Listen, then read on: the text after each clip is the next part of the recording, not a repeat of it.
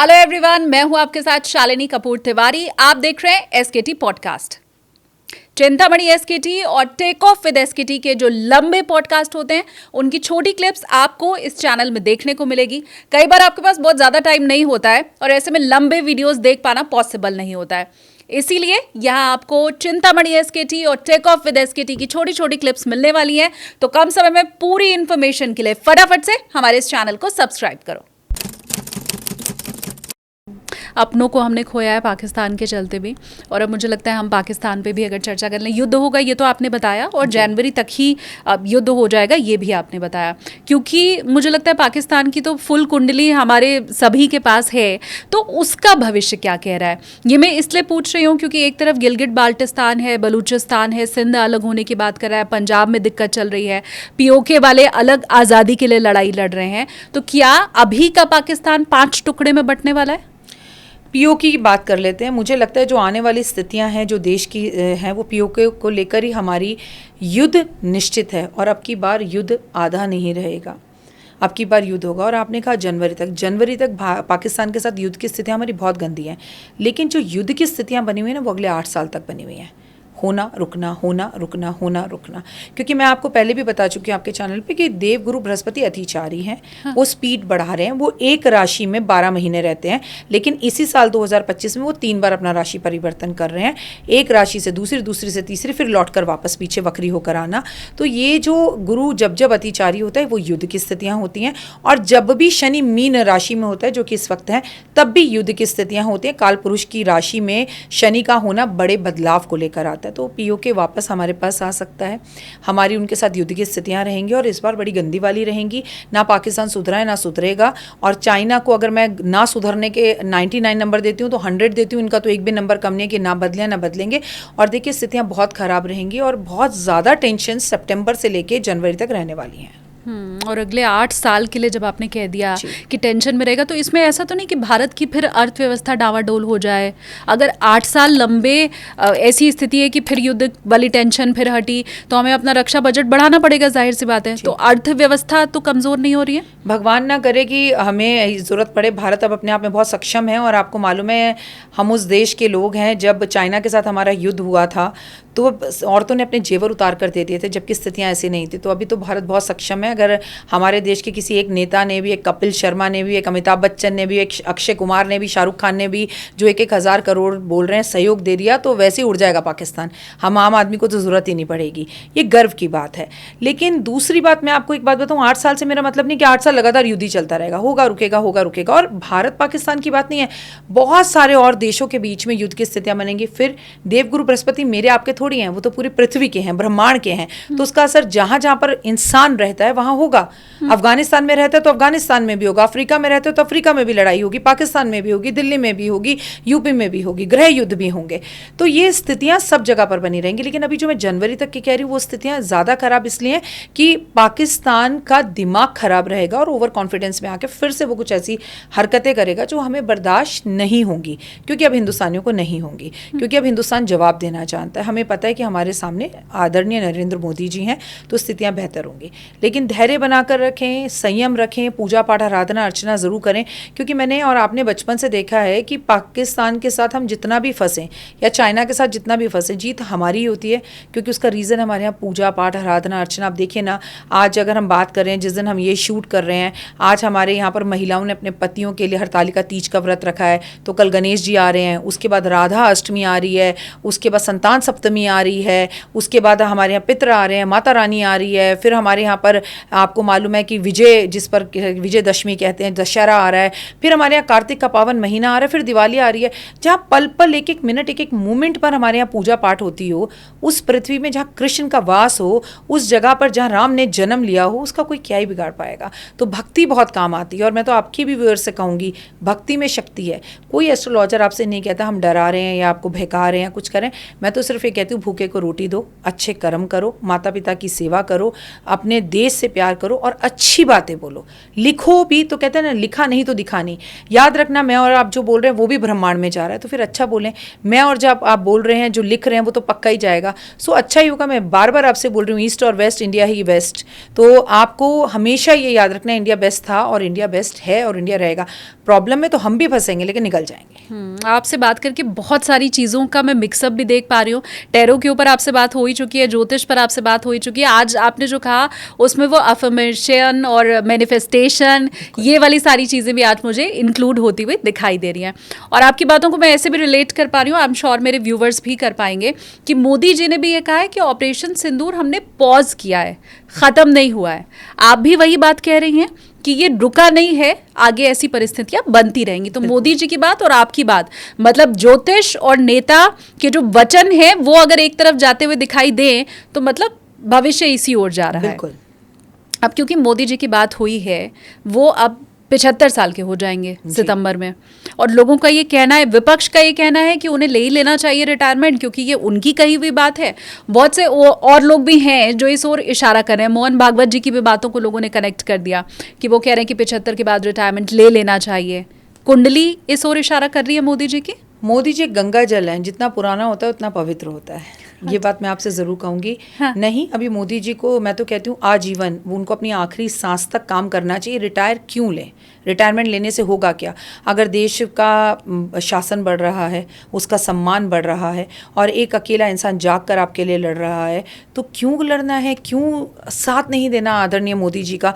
क्यों हमें पाकिस्तान को एक मुंह तोड़ जवाब नहीं देना? पाकिस्तान तो यही चाहता है, अमेरिका भी यही चाहता है और चाइना भी ये चाहता है। आप भूल गए आप अमेरिका को कि जब ट्रम्प को जीतना था तो कैसे गले लगाकर मोदी मोदी मोदी के नारे उड़ते। मोदी जी ने जाकर कहा कि मेरे दोस्त ट्रम्प को वोट दो, तो ट्रम्प को ये कभी नहीं भूलना चाहिए अपनी औकात की वो जीते भी मोदी जी के बल पर है। आज ये हालत है कि ये कितने गर्व की बात है कि अमेरिका के बंदे को जीतने के लिए भी मोदी जी की ज़रूरत है। तो सोचिए, हम तो आम इंसान हैं, हमें तो जीवन जीने के लिए मोदी जी की ज़रूरत है ही। ये कब समझ में आएगा लोगों को? और ऑपरेशन सिंधु में जिस तरह से उन्होंने जवाब दिया वो शाबाशी के काबिल हैं। उनके लिए मैं क्लैपिंग करती हूँ। एज ए वुमेन इतना खूबसूरत नाम देना और सिंदूर नाम देना और मंगल का साल जो कि सिंदूर का कारक होता है, जो कि लाल होता है और जो कि मंगल भी लाल होता है, देखिए सब चीज़ें कैसे मैच करती हैं। तो भाई बिल्कुल रिटायरमेंट नहीं लेना चाहिए और फिट रहें। भगवान उन्हें बहुत लंबी लंबी आयु दे। मैं तो कह रही हूँ हमारी आयु भी उन्हें लगा दे ताकि हमारा देश यूं ही आगे बढ़ता रहे। हाँ, तो और अब क्योंकि मोदी जी के नाम पे हर जगह वोट भी पड़ते हैं, वो ज़रूरी नहीं है कि सेंट्रल वाला ही इलेक्शन हो, राज्यों के जब चुनावी समय रहता है तो तब भी हम यही देखते हैं। हम चाहे बिहार की बात कर लें राखी जी, या हम बंगाल की बात कर लें, बीजेपी का कोई चेहरा नहीं है दोनों ही राज्य में। बिहार से शुरू करें कि क्या भविष्य आपको लग रहा है बिहार का? बिहार की राजनीति की बात करें तो बड़ा उथल पुथल देखोगी, बड़ा उथल पुथल। लेकिन मैं ये बिल्कुल नहीं कहूँगी कि बिहार में नरेंद्र मोदी जी गए और जीत कर आ गए। एक्चुअली बिहार में उनके लिए कांटे की टक्कर रहेगी, बहुत प्रॉब्लम्स रहेंगी और आप इलेक्शंस होने तक बहुत उथल पुथल देखेंगे, बड़े ड्रामे देखेंगे, जैसे आपको लगेगा आप सास बहू का सीरियल देख रहे हैं। ऐसी वाली सिचुएशंस, ऐसी वाली खबरें आपको वहाँ से आएंगी। लेकिन हाँ, ये कहना कि वहाँ जीत मोदी जी की होगी तो निश्चित ही वहाँ पर बीजेपी की जीत होगी, ये बात बिल्कुल पक्की है। लेकिन कांटे की टक्कर के साथ एक वोट भी इधर से उधर हो गया तो पूरी कहानी पलट सकती है। इसे आप बिल्कुल भी नज़रअंदाज नहीं कर सकते। वहाँ विपक्ष के साथ, विपक्ष उनके सामने जो खड़ा होगा वो टक्कर बाय टक्कर देकर खड़ा होगा। और जो मुझे बिहार के लोगों का मूड दिखाई देता है कुंडली के हिसाब से, वो भी परिवर्तन का दिखाई देता है। अब बात मोदी जी की नहीं है, क्योंकि आपको पता है वहाँ ऑलरेडी बीजेपी की सरकार है और ये साल मंगल का है, तो ये बात निश्चित ही है कि परिवर्तन होने के चांसेस हैं। तो मैं आपको 50-50 कहूँगी। वैसे जीत मोदी जी की होगी, लेकिन अचानक से किसी भी रीज़न से वहाँ पर मोदी जी की हार भी हो सकती है। तो ये 50-50 का आंकड़ा है और अभी इलेक्शन में टाइम है। और अभी मैंने आपको कहा ये जो ग्रहण है, ये ग्रहण धोखा देने वाला ग्रहण है और एक नहीं दो ग्रहण है। और फिर मंगल का साल है और राजनीति में उथल पुथल है और परिवर्तन का ये साल है। तो कोई बड़ी बात नहीं है कि बीजेपी वहाँ हार भी जाए, लेकिन 50% चांस है जीतने के और 50% चांस है हारने के।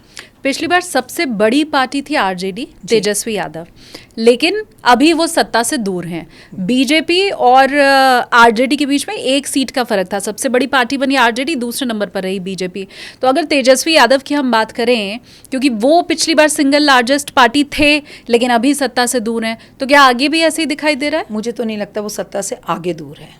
तो यही मैंने आपसे कहा कि आपको बहुत सारे सरप्राइजेस मिलने वाले हैं बिहार इलेक्शन में, वो सामने आ सकते हैं और वो आएंगे और आपको बहुत सारी चीज़ें दिखेंगी। तो आप इलेक्शंस के लिए अभी सरप्राइजली रहिए, चाहे वो बंगाल हो चाहे वो बिहार हो। जो दिखेगा वो होगा नहीं, जो होगा वो दिखेगा नहीं। पिक्चर अभी बाकी है। बिहार में इलेक्शंस में ऐसी तौबा, ऐसी चीज़ें, ऐसे वोटिंग, ऐसी मतलब जो वोटिंग करने का तरीका होगा और इतनी लड़ाइयाँ, इतना नीचता का स्तर राजनीति का आपने कभी अपने जीवन में नहीं देखा होगा और इसके बाद भी नहीं देखेंगी। और वो अभी दिखाई देना शुरू हो भी गया है एसआईआर के मुद्दे के ऊपर, जिस तरह से लड़ाई चल रही है। और मुझे तो लग रहा है पूरी जनता को भी ये भ्रम फैलाने की कोशिश की जा रही है कि तुम भैया वोट दे के भी आओगे तो भी ये मानना मत कि तुम्हारा सही है। Exactly. तो भ्रम भी पैदा करने की कोशिश हो रही है। बहुत गंदा स्तर रहेगा बिहार में, बहुत ज़्यादा। इस पूरे भ्रम के बीच में बिहार में एक रोशनी की किरण के रूप में प्रशांत किशोर जी आए हैं। एक बड़ा तबका है जो ये मानता है कि वो राजनीति का स्टाइल ही बदल देंगे, राजनीति से गंदगी दूर कर देंगे। जात पात की जगह वो पढ़ाई, हॉस्पिटल, ये सारे वहाँ पर नारा दे रहे हैं। और अभी तक किसी ज्योतिषी से, हमने भी, एसकेटी की टीम ने भी प्रशांत किशोर के ऊपर नहीं टिप्पणी ली है।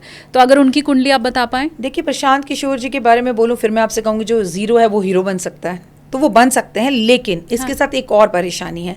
वो परेशानी है कि केजरीवाल जी ने भी ऐसे ही कहा था। हमने केजरीवाल जी को भी यही भरोसा करके, आपका बच्चा हूँ, आपका बेटा हूँ, मुझे कुछ नहीं चाहिए, रबड़ की चप्पल पहन के चलते थे। लेकिन निकला क्या? तो देखिए, जनता को अब पागल बनाना आसान नहीं है और ना जनता आसान बनेगी।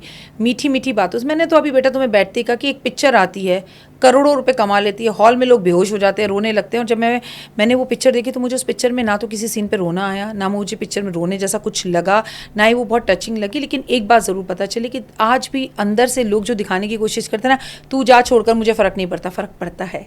आज भी एक मासूम सा बच्चा हर किसी के अंदर है। आज भी कोई केयर चाहता है, आज भी कोई लव चाहता है, आज भी कोई चाहता है कि कोई अपना छोड़ कर ना जाए। लेकिन आजकल हम ज़्यादा सोशल मीडिया पर आने के बाद कहते हैं, दो चार शायरी सुन लिया, हाँ ठीक है, तेरे जान से फ़र्क नहीं पड़ता, फ़र्क पड़ता है। तो इसी तरह से मुझे उनका फ्यूचर तो अच्छा दिखता है। मैंने तुम्हें कहा ना, राजनीति में जो ज़ीरो से हीरो, हीरो से, तो ये मंगल उन्हें हीरो बना सकता है, इसमें खैर कोई दो राय नहीं है। लेकिन आपको बिहार की राजनीति में वो देखने के लिए मिलेगा कि अरे वाह, ये हो गया, ऐसे वाला। तो फिर वो बीजेपी के लिए तो हो नहीं सकता है। वो बीजेपी के लिए नहीं हो सकता। इसलिए मैंने आपको बीजेपी के 50-50 नंबर दिए। हाँ। कि बीजेपी बिहार में जीत सकती है। हाँ। लेकिन नीतीश कुमार के बारे में आप समझ लीजिए कि वो मुख्यमंत्री बनेंगे, ऐसा बिल्कुल भी नहीं होगा। ये मैं पहले भी कई बार बोल चुकी हूँ कि वो मुख्यमंत्री नहीं बनेंगे। आज की तारीख को नोट कर लीजिए। अभी बिहार में चुनावी तारीखों का ऐलान भी नहीं हुआ है। अभी कोई प्रेस कॉन्फ्रेंस चुनाव आयोग की तरफ से नहीं की गई है कि इस दिन चुनाव होगा, इस दिन वोट गिने जाएंगे, इस दिन रिजल्ट आएगा। उसके पहले ही वाई राखी जी ने आपको बिहार की तस्वीर बता दी है। प्लेलिस्ट में आप इसे सेव जरूर कर लीजिएगा ताकि आगे आप याद रख पाएं इस पॉडकास्ट को। अच्छा, आपने कहा कोई जीरो से हीरो बन सकता है, क्या उसमें चिराग पासवान का नाम भी हो सकता है? 100% और बहुत अच्छा हो सकता है। चिराग के आने वाले, उनकी तो कुंडली भी देखी है मैंने। अच्छा। उनका आने वाला टाइम सच में बहुत अच्छा है। सबसे बड़ी बात, वो लोगों के दिल को छा लेंगे, बोलेंगे बहुत अच्छा, काम बहुत अच्छा करेंगे। हेल्थ में उनको भी प्रॉब्लम है, चोट उन्हें भी लग सकती है और लोगों के दिल में एक अपनी जगह, भूमिका वो बना पाएंगे। भले इस इलेक्शन में ना बना पाए, अगले इलेक्शन बना पाए, लेकिन यस, वो एक उभरता हुआ भारत का और एक सुप्रसिद्ध चेहरा ज़रूर है। नीतीश कुमार की भी कुंडली देखी है आपने? हाँ जी, बिल्कुल देखिए। तभी मैंने आपसे कहा हाँ। कि अब दिल्ली दूर है। अच्छा, दोबारा गद्दी पर पहुंचना मुश्किल है? जी, वो किसी और गद्दी पे बैठ जाए, पर मुख्यमंत्री की कुंडली में नहीं, कुंडली उनके लिए नहीं है। मतलब रिटायरमेंट या वो कहीं राज्यपाल बन जाएंगे, कोई दूसरा पद उन्हें मिल जाएगा। बिल्कुल। तो देख लो। और बीजेपी पहले ही कह चुकी है, ये मैं आपको भी बता दूं मैम, कि मोदी जी और अमित शाह जी की तरफ से ये ऐलान कर दिया गया है कि हमारा जो मुख्यमंत्री का चेहरा है वो नीतीश कुमार ही है। और नीतीश कुमार की कुंडली अच्छी है नहीं। कुंडली नहीं, कुंडली से भी ज्यादा जरूरी बात मंगल। कुंडली को मत जोड़ो साथ में। अगर आप मुझसे अभी कहें मैं अपना घर कब खरीदूंगी, तो मैं तुरंत देखूंगी सितंबर का महीना आ रहा है, 9वां महीना है, मंगल का कारक, मंगल का साल और आपका मंगल कहाँ बैठा है, तीनों को मैच करूंगी और मिलाने के बाद बोलूंगी, अरे मैं आपको अभी भी बता रही हूँ, आपके लोग, हम इतनी देर से सिर्फ नेगेटिव बोल रहे हैं, पॉजिटिव। अपना घर बनाना चाहते हो, सितंबर में बना सकते हो। अपना घर बेचना चाहते हो, सितंबर में बेच सकते हो। कोई प्रॉपर्टी डिस्ट्रीब्यूट में पड़ी है, सितंबर में बिक सकती है। आपका कोई बड़ा लोन नहीं पास हो रहा, लोन पास हो जाएगा। आपका कोई लोन नहीं उतर रहा, सितंबर में उतर जाएगा। तो मंगल सिर्फ नेगेटिव थोड़ी करता है। अगर आपकी शादी नहीं हो रही, सितंबर में क्योंकि चतुर्मास चल रहा है, शादी तो नहीं हो सकती पर रिश्ता आ जाएगा, सगाई हो जाएगी, मंगनी हो जाएगी, रोका हो जाएगा। आप लंबे समय से बेबी के लिए प्लान कर रहे थे पर बेबी नहीं हो रहा तो सितंबर में कंसीव कर लोगे। मतलब everything is good is also there. जो मंगल करता है, मांगलिक कार्य कराना, घर बनाना, प्रॉपर्टी बिकवाना, प्रॉपर्टी का बड़ा कोर्ट का केस चल रहा है, भाई ने हड़प लिया, आपका हिस्सा बनता है, आप जीत जाएंगी सितंबर में। तो ये सब कुछ सितंबर में पॉजिटिव भी है। हाँ। तो मंगल की वजह से मैं बता रही हूँ, उनका चेहरा वो जो मर्जी दिखाते रहे, जीत गई बीजेपी तो मुख्यमंत्री नीतीश कुमार नहीं बनेंगे। नोट करके रख लो। और अगर ये सारी अच्छी चीजें हो जाएं जो अभी मैम ने बताया है तो फिर कमेंट में आकर के कहना भी जरूर कि हमने देखा था, हमारा मकान बन गया, हमारा प्रॉपर्टी का जो केस चल रहा था, डिस्प्यूट था, वो खत्म हो गया है, जो भी तरक्की करी है आपने वो फिर कमेंट में आके आपको बताना भी है मैम को थैंक्स कहते हुए। आप कमेंट मत करना, आप थैंक यू मत बोलना, पर यकीन मानो मेरी बात पर थोड़ा सा प्रयत्न कर लो, क्योंकि सितंबर का जो 9वां महीना है, ये बच्चा भी माँ के गर्भ से 9वें महीने में निकलता है। तो 9 के महीने में जो शक्ति और पावर होती है ना, कोई पड़ोसी से झगड़ा चल रहा है, किसी केस में फंसे हुए हो और ना आप हिम्मत हार गए, छोड़ो ये काम होगा ही नहीं, मेरे कहने पर एक बार ट्राई कर लो, विद इन 15-20 डेज बिल्कुल हिम्मत और पावर के साथ काम करो, काम हो जाएगा। अब ये हिम्मत और मेहनत के साथ तो ममता दीदी भी लगी हुई हैं बंगाल में तो उनकी हिम्मत और मेहनत क्या रंग लाएगी और वहां पर बीजेपी क्या करेगी, बंगाल का भविष्य खेला होवे। अब ममता दी को वहाँ से बाय बाय करना पड़ेगा। फिर मैं आपसे कहूँगी कि अब ममता दी का खेल बंगाल में इस साल नहीं चलेगा। और मैं आपसे एज ए इंसान, एज ए वुमेन कहूँगी, नॉट एस्ट्रोलॉजर, चलना भी नहीं चाहिए। बंगाल को ममता दी से जो है ना मुक्ति चाहिए, नहीं तो ये स्थितियाँ, ये युद्ध एक दिन ऐसा आएगा बेटा, अगर ममता दीदी आ जाती हैं तो वो हमारे देश का हिस्सा रहेगा ही नहीं, वो एक अलग देश बन जाएगा। तो ममता दी का भी मंगल का ये साल अच्छा नहीं है। उनकी जान को खतरा है, उनकी हेल्थ को खतरा है, उनके सम्मान को खतरा है, उनकी सीट को खतरा है। तो बंगाल में भी मुख्यमंत्री बदलेगा। और ये बात भी मैं जनवरी में ऑलरेडी कई जगहों पर, कई पैनल से, कई तरीकों से बोल चुकी हूँ कि ये चेहरा बदलेगा। तो फिर दूसरा नाम तो बीजेपी है वहां पर। बिल्कुल बीजेपी जीतेगी, मैं तो 50-50 भी नहीं कह रही, बंगाल में बीजेपी ही जीतेगी। ये बड़ी भविष्यवाणी मैं ये इसलिए भी कह रही हूँ क्योंकि देखिए अभी एग्जिट पोल आएगा, ओपिनियन पोल आना शुरू अरे होगा। डेट्स भी नहीं आई, मैं आपको पहले ही बता रही हूँ। हाँ, डेट्स आने से पहले, तैयार होने से पहले। लेकिन आप बंगाल में भी राजनीति का स्तर उतना ही गिरती देखेंगी, उतने युद्ध, लड़ाइयाँ, झगड़े, आंतरिक युद्ध की लड़ाइयाँ, गोलियाँ चलना, मर्डर होना और मतलब बंगाल का सड़कों पर उतरना, तकलीफें होना। लेकिन इसके बाद भी बंगाल में बीजेपी जीत रही है, जीत गई है। अच्छा, क्योंकि मैं बंगाल का भविष्य भी थोड़ा समझना चाहती हूँ, वो इसलिए भी कि जब टीएमसी वहाँ पर जीतती है हम देखते हैं तब भी दंगे होते हैं। पिछली बार का इलेक्शन सबको याद है, जब बीजेपी वहाँ पर नहीं थी तब हम लेफ्ट और टीएमसी के दंगे, झगड़े और हर स्तर, मतलब वहाँ तो मार काट, लड़ाई झगड़ा सब हो जाता है। क्या इस बार भी ये रहेगा चुनावी नतीजों के बाद? बीजेपी कहीं पर भी जीतती है, जीतने के बाद ऐसा नहीं होता कि आप तुरंत, क्योंकि वहाँ पर बीजेपी के जीतने के बाद भी प्रॉब्लम्स आएंगी। क्या कश्मीर में नहीं आई? क्या मिशन, ये जो आतंकवादी हमला हुआ कश्मीर में हुआ, हम जीते, हमने 370 हटाया, फिर भी प्रॉब्लम्स आई? तो बंगाल में भी आएंगी और निश्चित ही आएंगी और बड़ी बड़ी आएंगी। और बहुत ज़्यादा बीजेपी को वहाँ पर भी काम करना पड़ेगा। और उसी की वजह से शायद बीजेपी को कई बातें भी सुननी पड़ेंगी। वह हम ये बात मान लें कि वो जीतेंगे, 100% जीतेंगे, लेकिन वहाँ पर अपना शासन बिठाने में, वहाँ पर लोगों को अंदर प्यार जताने में और अपना काम करने में, यस, अगले 5 साल लगेंगे बीजेपी को। मैं थोड़ा सा योगी आदित्यनाथ और अगर अखिलेश यादव के बारे में आपसे समझना चाहूँ। योगी आदित्यनाथ के बारे में इसलिए क्योंकि भारत के अगले प्रधानमंत्री के तौर पे बहुत से लोग उन्हें देख रहे हैं कि जब मोदी जी नहीं होंगे, शायद 29 में या हो सकता है आगे, तो योगी आदित्यनाथ आएंगे। तो क्या उनकी कुंडली में प्रधानमंत्री बनना लिखा है? योगी आदित्यनाथ देश के प्रधानमंत्री तो नहीं बनेंगे, ये मैं आपको क्लियर कह दूं, और कई पॉडकास्ट में मैं पहले भी कह चुकी हूँ। उनकी कुंडली भी मैंने देखी है। अब जो भी नेट पर है, मेरी उनसे मुलाकात हालांकि 2 बार हुई है, बट मैंने उनसे कभी उनकी कुंडली नहीं मांगी।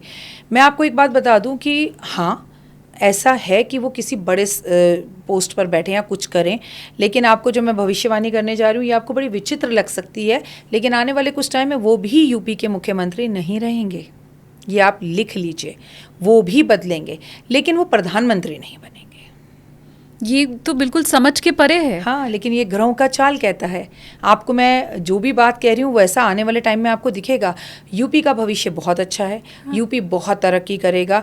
यूपी में दिन पे दिन आप बड़े से बड़े स्ट्रक्चर्स की बिल्डिंग्स और दुनिया भर का पैसा लगते हुए देखेंगी। लेकिन कुछ समय बाद आपको अभी समझ में नहीं आ रहा तो नोट कर कर अपने पॉडकास्ट में रख लीजिए, और आपके बहुत सारे लोग भी नीचे कमेंट करेंगे हाँ नहीं पता, लेकिन फिर आकर वो सॉरी बोल के कमेंट करेंगे। आने वाले टाइम में वो भी मुख्यमंत्री नहीं रहेंगे, किसी और बड़े पोस्ट पर या किसी और बड़ी जगह पर जा सकते हैं। उनकी भी आने वाले टाइम में हेल्थ इशू अच्छी नहीं है। जब आप ये कह रही हैं कि योगी आदित्यनाथ मुख्यमंत्री नहीं बनेंगे और वो प्रधानमंत्री भी नहीं बनेंगे, नहीं। तब मैं ये सोच रही हूँ कि शायद अखिलेश यादव मुख्यमंत्री बन जाएं, तो उस स्थिति में योगी आदित्यनाथ ना मुख्यमंत्री रहेंगे और ना प्रधानमंत्री बनेंगे। तो क्या फिर ये संभावना बन रही है? ऐसी संभावना है तो सही यूपी में। मैं आपको कहूँ कि आने वाला टाइम अखिलेश के लिए खराब है।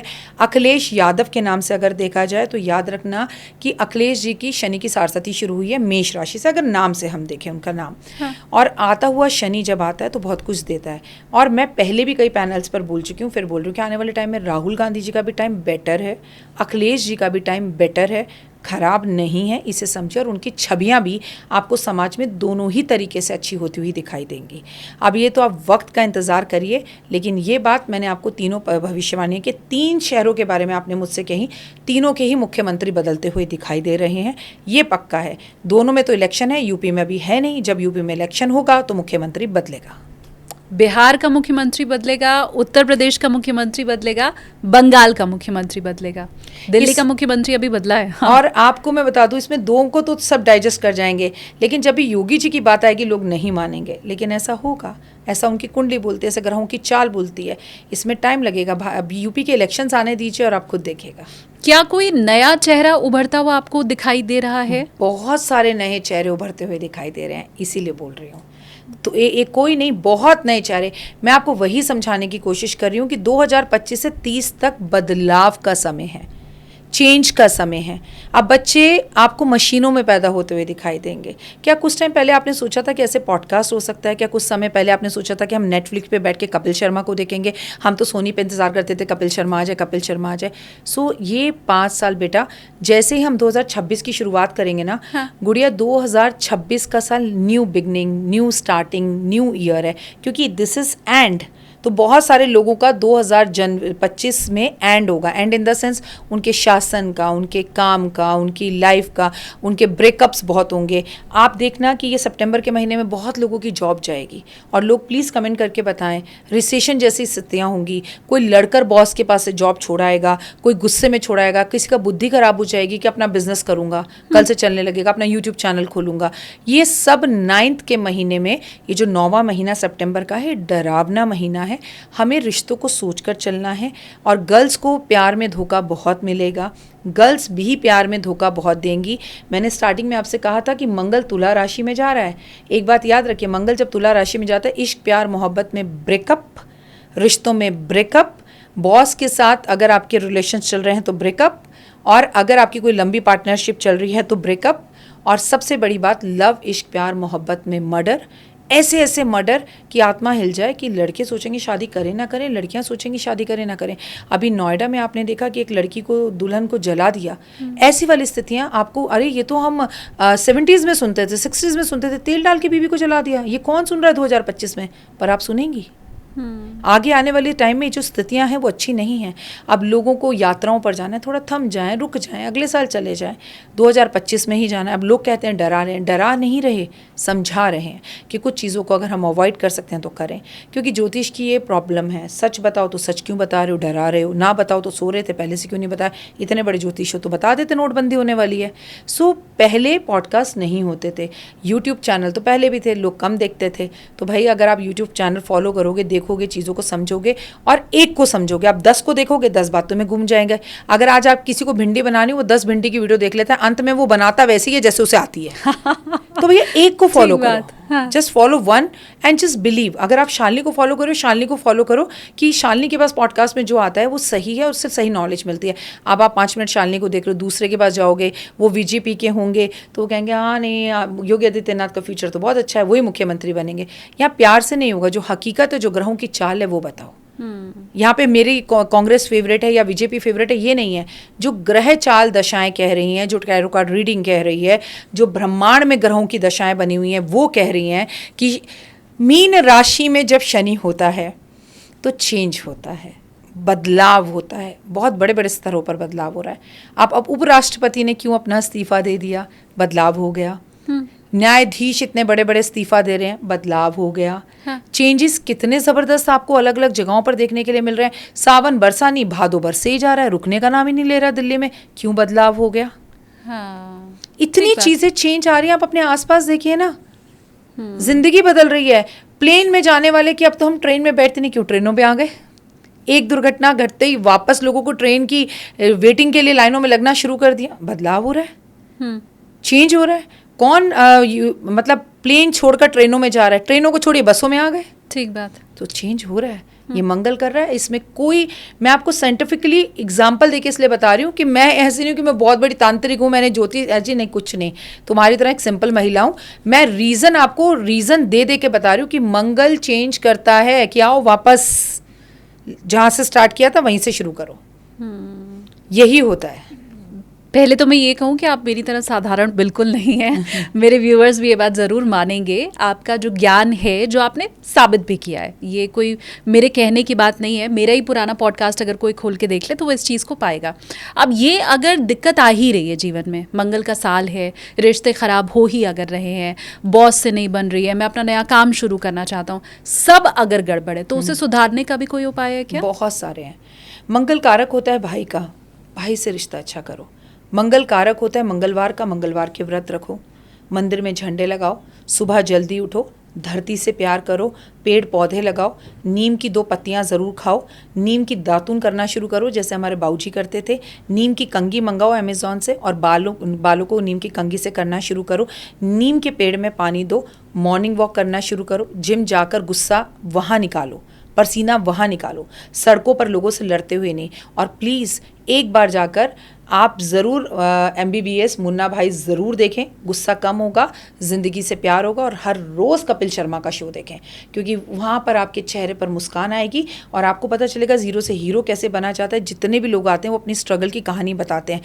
एक दिन में कोई कुछ नहीं कर सकता, लेकिन एक दिन ज़रूर करता है। I am sure Kapil Sharma भी आपको थैंक्स कहें, क्योंकि आप हमेशा उनकी तारीफ करती हैं। तो उन्हें ये बताओ कि एक एंडोर्समेंट उनका यहाँ से भी होता है।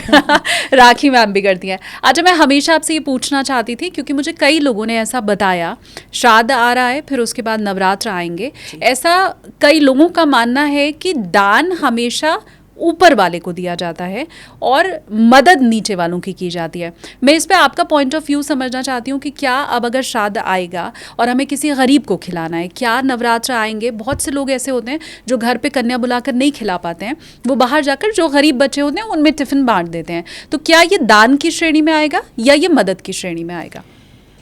न ये मदद में आएगा, न ये दान में आएगा। ये कैसी मदद है? आप मेरे घर आई और आप 9 दिन मेरे घर रुकी, मैंने आपको एक कमरा दिया, आप उसमें बैठी, मैंने आपको रोज़ सुबह शाम खाना खिलाया, नाश्ता खिलाया, आपकी सेवा करी। जिस दिन आप जा रही हैं उस दिन आप जब सुबह उठी तो आपने मुझे घर में ढूंढा कि मैं कहाँ हूँ, तो मैंने आपको एक फ़ोन किया, यार सॉरी आज मेरी मीटिंग थी मैं आ गई। तो आपका तो मुँह इतना सा हो जाएगा, आप एक्सपेक्ट करेंगी मैं मिल लेती, एक बार गले लग लेती। जाते वक्त हमारे यहाँ रिवाज है, हम सगन का लिफाफा देते हैं, मिठाई देते हैं, आप कितनी उदास होकर जाएंगी, आप सोचिए। राइट, एग्जैक्टली हम गलती करते हैं। ऐसा मत कहिए। जब 9 दिन दुर्गा माँ भवानी को घर पर बिठाया है तो कन्या को घर बुलाइए। आपको मालूम है इसका रीज़न क्या है? 9 दिन 9 देवी, 9 शैलपुत्री, पहली शैलपुत्री के अलावे दूसरी ब्रह्मचारिणी के अलावे तीसरी चंद्रघटा, चौथी कुष्मांडा, 5वीं स्कंद माता। तो हम सारी माँओं को अपने घर बुला रहे हैं और घर बुलाकर बिठा रहे हैं, आसन दे रहे हैं, फिर हम उन्हें भोजन करा रहे हैं, फिर हम उनके पैर छूकर आशीर्वाद ले रहे हैं। अब 9 दिन तो मैंने आपकी सेवा कर दी, जाते टाइम तुम मुझे एक थैंक यू नहीं बोल पाई, एक जादू की झप्पी नहीं दे पाई, एक हग नहीं दे पाई, एक चेहरे पर स्माइल नहीं दे पाई, यार बहुत अच्छा लगा फिर आऊँगी राखी जी, वो तो किया ही नहीं। तो आपने क्या किया? रिद्धि सिद्धि शुभ लाभ को अपने घर में बिठाया और जाके खाना बाहर बांटाई। ये क्या लॉजिक है? मतलब मैंने तो लक्ष्मी को दरवाजे तक बुलाकर दरवाज़ा बंद कर दिया। नहीं, मुझे ये लॉजिक समझ में ना, तो मत बिठाइए, मत करिए पूजा, लेकिन कन्या तो घर ही आनी चाहिए। आधे से ज़्यादा लोग, आपको पता है, आधे से ज़्यादा कहना गलत होगा, 10% लोग आपको पता है घर में क्यों नहीं बुलाते? हमारा कारपेट गंदा हो जाएगा, हमारा घर सुंदर है। आई एम टॉकिंग अबाउट बहुत अमीर लोग, बहुत लग्जरी, इनमें बच्चों में स्मेल आती है, ये पैकेट बांधो और बाहर दे आओ, और वही ज़्यादा परेशान है। ऊंचे मकान, फीके पकवान। अरे वो तुम्हारे सर पर आकर बैठ जाएं तो भाग्यशाली समझो आपको। आपको 9 कन्याएं बुलानी चाहिए, एक लड़का जो भैरव बाबा हो, एक लड़का जो हनुमान हो, इस तरह से, और सर नाक रगड़ देनी चाहिए उनके सामने बैठकर। और क्योंकि अब आपने पॉडकास्ट किया तो एक बहुत अच्छी बात बताती हूँ, मंगल का साल है, हर कन्या के हाथ में एक डंडा और झंडा दे के दें। जब वो कन्याएं झंडा लेके तुम्हारे घर से बाहर निकलेंगी ना, पूरी दुनिया में झंडा गाड़ दोगे, किले फतेह होगी। अरे एक झंडा गाड़ने के लिए तो देश हमारा पूरा का पूरा एक लाइन में लग गया था, जय हिंद के नारे लग गए थे। झंडे की वो पावर है, लोगों को पता ही नहीं। मंगल का ये बहुत बड़ा उपाय है कि आप झंडे लगाएं।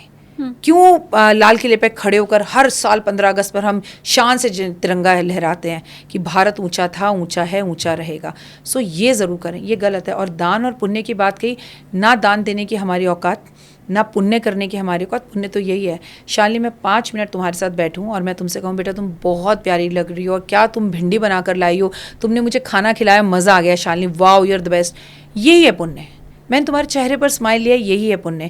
आज मेरे ऑफिस के कुलीग को आधा घंटा पहले जाना है, मैंने उसका काम कर लिया, यही है पुण्य। आज मैंने किसी इंसान को ये कह दिया, यार तू चिंता मत कर, पैसे तो नहीं है मेरे पास तेरे लिए, पर मैं तेरा साथ दूंगा, यही है पुण्य। और बात रही देने की, श्राद्ध पक्ष आ रहा है, चाहे कोई कुछ भी कहे, चाहे 10 बातें कहें कि हम ब्राह्मण को बुलाकर खिलाएंगे, तो हमारे गरुड़ पुराण में लिखा है कि ब्राह्मण को बुलाओ और जो लोग इस दुनिया से जा चुके हैं अपने पितरों के नाम का उन्हें भोजन कराओ, तो बस कराओ। गरुड़ पुराण गलत नहीं हो सकती। घर में ब्राह्मण को बुलाकर भोजन कराना ये हमारा कर्तव्य, और मत कराओ। याद रखो, एक दिन उस तस्वीर में तुम भी लगोगे और तुम भी कभी पितृ बनोगे, तुम्हारे बच्चे तुम्हें भी नहीं पूछेंगे, जो करोगे वो भरोगे। तो श्रद्धा से श्राद्ध करो, नतमस्तक होकर श्राद्ध करो। और ये वाले जो आपने उपाय अभी बताए थे ग्रहण वाले, कि मेष राशि वाले ये करें, वृष वाले ये करें, तो उसमें जो ये बात आई थी कि आटे का दान करें या मीठे का दान करें, तो वो फिर कहाँ पर करना चाहिए? कभी भी हम ग्रहण का दान करते हैं तो सफाई कर्मचारी को करते हैं। अच्छा। और देखिए उसकी ज़रूरत भी है। कभी ज़रा अपने घर की नाली में हाथ डालकर कूड़ा निकाल कर दिखाइए। जब आप अपने घर की अपने ही खाई हुई नाली में हाथ नहीं डाल सकते, तो वो एहसान हम कैसे उतार सकते हैं उनका? हाँ। उन्हें हम अपना जीवन भी दे दें। मैं तो नॉर्मली भी कहती हूँ कि नॉर्मली भी सफाई कर्मचारी कहीं मिले तो थैंक यू बोलो और पैसे दो, कपड़े दो, उसकी मदद करो। और कैसे हो भाई, इतना ही पूछ लो, तुम्हारी गंदगी में उतरता है। असंभव है ये। एक टाइम तो ऐसा भी आता है जब माँ को भी बच्चे की पॉटी आने से तकलीफ होने लगती है, वो भी थक जाती है कि भाई तू देख ले थोड़ी देर, मैं थक गई। हाँ। तो फिर हम एहसान मंद हैं सारे। पूरी दुनिया के सफाई कर्मचारियों को तो सम्मानित करना चाहिए। बड़े बड़े, मेरा मानना है कि अगर आप अपने राज्य में, अपने शहर में, अपनी सोसाइटी में भी रहते हैं तो एक दिन उनको थैंक यू डे करके बनाना चाहिए उनका। जितनी तारीफ की जाए सफाई कर्मचारियों की उतनी कम है। लेकिन हम कैसे बोल दिया, सामने से सामने मत आ, कूड़ा उठा। आप उठाइए ना, आप गृहिणी हैं, आप, मैं कहती हूँ पॉलिथीन बांध के अपने घर का कूड़ा निकाल के दिलाइए, दिखाइए, मैं आपकी कायल हो जाऊंगी। ठीक बात। तो फिर थैंक यू बनता है ना उनको, they are the real heroes. ये तो अच्छा हुआ मैंने आपसे पूछ लिया, तो हमें थोड़ा सा क्लैरिटी हो गई कि हमें वो दान पुण्य आखिर करना क्या है। अब और क्लैरिटी के लिए जितनी बातें आपने बताई हैं उन्हीं में से मैं पूछ रही हूँ, क्योंकि मैंने पूछा अगर सब गड़बड़ हो रहा है तो क्या करें। आपने कहा मंगलवार का व्रत रखो या पसीना बहाओ जिम में जा करके, ये दातून करो, नीम के पेड़ की सेवा करो, नीम की पत्तियां खाओ, ये सब करो। अब इन्हीं में अगर कोई हमें ये राय दे कि आपको ये रत्न पहनना चाहिए, तो क्या रत्न ज्यादा काम करता है या ये जो रेमेडी आपने बताई है वो काम करते हैं? कर्म काम करता है। किसी के चेहरे पर मंगलवार वाले दिन मुस्कान ले आओ, किसी को आधा किलो मिठाई दे आओ, किसी के पैर छू लो, बड़ा भाई लगा के गले कर लो। अरे लगा के देखो शालिनी, करके देखो, इंस्टेंट रिजल्ट्स आते हैं। रतन पहनने पर भी रिजल्ट लेट आएंगे। पैसे हैं तो पहन लो, नहीं है तो मत पहनो। अगर मैं आपसे कहूँ हर कोई रतन नहीं पहन सकता, मैं तो खुद कहती हूँ भाई बिल्कुल मत पहनो। कर्म करो ना, जितने का तुम रतन पहनोगे उसमें से आधा पैसा किसी को दान कर दो, किसी के साथ बैठ के भंडारा कर दो। कहाँ गया हमारा भारत? हम तो गाय को रोटी खिलाए बिना ना खाने वाले लोग हैं। आखिरी रोटी हमारे यहाँ कुत्ते को दी जाती है। भारत एक है, देखो ना कुत्तों के लिए हमने कैसे लड़ाई करी और कैसे हम उस लड़ाई में जीते भी। श्राद्ध किसको खिलाते? कुत्ते चले जाते। तो हमारे यहाँ तो श्राद्ध में कुत्ते को खिलाने का, चींटी को खिलाने का, गाय को खिलाने का, कौवे को खिलाने का है। कौवे चिड़िया पहले ही लुप्त हो गई हैं, कुत्ते वैसे ही चले जाते। अरे ये कुत्ता, हजारों कहानियां मिलेंगी ऐसे। हाँ, अगर वो बच्चों को मार रहे हैं तो वो भूखे हैं इसलिए। ये उस इलाके के लोगों की गलती है कि वो इतने भूखे हैं कि वो बच्चों पर हमला कर रहे हैं। भाई तुम खाना दे दो। आपको हजारों ऐसी हजारों कहानियां मिल जाएंगी चोरी कुत्तों की वजह से रुकी है। तो अच्छा तो कोई दिखाता नहीं इंस्टाग्राम पे 2 चीज। अब देख लो, कुत्ते लवर्स, इसको मार दिया, उसको मार दिया। उसकी मौत ऐसे लिखी थी। तो वो मर गया। और आप उस एरिया में हो तो दूध पिलाओ उन्हें, उन्हें ब्रेड खिलाओ, वो कभी आप पे हमला नहीं करेंगे, वो आपके कायल हो जाएंगे। वो किसी ने बहुत खूब खाया। बहुत तकलीफ हुई कि वो कुत्ते निकले, बहुत तकलीफ हुई कि वो कुत्ते निकले, उससे भी ज़्यादा तकलीफ हुई कि कुत्ते होकर भी बेवफा निकले। समझिए, इतनी बड़ी बात उनके लिए बोली जाती है कि वफा कुत्तों से सीखो। बहुत शानदार। आपका ज्ञान जितना उत्तम है मैम, उतनी ही खूबसूरत आपकी बातें भी हैं। एक चीज़ मैं और कहूँगी, take it as a compliment. आज वो समय है जब लड़कियाँ वेस्टर्न संस्कृति की ओर भाग रही हैं और हमारे लिए बड़ा मुश्किल हो जाता है सजना संवरना, 16 श्रृंगार करना, जिसकी हिदायत मुझे लगता है हमारे घर में हर लड़की की माँ उसको ज़रूर देती होगी और हम किसी बड़े ओकेजन पे अच्छे से सजते संवरते हैं। लेकिन मैंने अपने फर्स्ट पॉडकास्ट में भी आपको ये कहा था मैम कि आप जिस ढंग से तैयार होती हैं उसमें भारतीय संस्कृति की हमें झलक दिखाई देती है। वो लड़कियां जो वेस्टर्न कल्चर में जा रही हैं, ट्राउजर पहन रही हैं, सूट पहन रही हैं, उनकी अपनी मजबूरियां होंगी ऑफ कोर्स, लेकिन भारतीय संस्कृति को जीवित रखने का जो आप काम कर रही हैं वो बहुत शानदार है। शालिनी, श्रृंगार का क्या महत्व है कभी किसी विधवा से पूछो। वो कितना तरसती है, इसलिए सुहागन हो तो खूब श्रृंगार करो। तुम्हारे श्रृंगार से किसी को परेशानी हो तो भी करो। आज हरतालिका तीज है। आज मैं, हरतालिका तीज हमारे यहाँ नहीं होती, हम पंजाबी, लेकिन मैं सजी हूँ अपने हस्बैंड के लिए। और अगर इससे किसी को परेशानियाँ तो होती रहे। इस सुहाग के लिए हज़ारों लड़कियाँ मेरे पास आती हैं जो 40 साल की हैं और पता है क्या कहती हैं, मैम मांग कब भरेंगे हम। आप अगर मांग भरने लायक हैं और आपके हस्बैंड घर में हैं तो श्रृंगार करो। ये जीवन बड़ी मुश्किल से मिला है और उस पर सुहागन का जीवन बड़ी मुश्किल से मिला है। तो जस्ट एंजॉय योर श्रृंगार। और लाल रंग का क्या महत्व है ये भी आपने मेरे पहले पॉडकास्ट में बताया था, उसका भी लिंक मैं आपको डिस्क्रिप्शन में दे रही हूँ कि कैसे ये जो लाल रंग है, आपने लाल जोड़े का बड़ा खूबसूरत उसमें उदाहरण दिया है कि कैसे अब पेस्टल शेड की ओर लड़कियां जाती जा रही हैं, लेकिन वो जो सुहाग का लाल जोड़ा रहता है उसका क्या महत्व है। लाल बिंदी, लाल चूड़ी, मांग में सिंदूर, ये सब कुछ अगर आपको समझना है तो मैं वो भी डिस्क्रिप्शन में दे रही हूँ। आप जाइए और समझिए और जितना पालन कर सकते हैं, मजबूरी में तो नहीं, लेकिन जितना हम पालन कर सकते हैं उतना हमें जरूर करना चाहिए। ऐसे नहीं तो ये सोच के कि एक ही जीवन मिला है, जितना हो सके उतना सच संवर लें। और फिर आप ही कहते हैं लाल चोला जय जय माँ, लगियां किनारियां, दर तेरे आवा नाले, ढोल की बजावा नाले, चिमटा बजावा माँ, कर दे मेहरबानियां।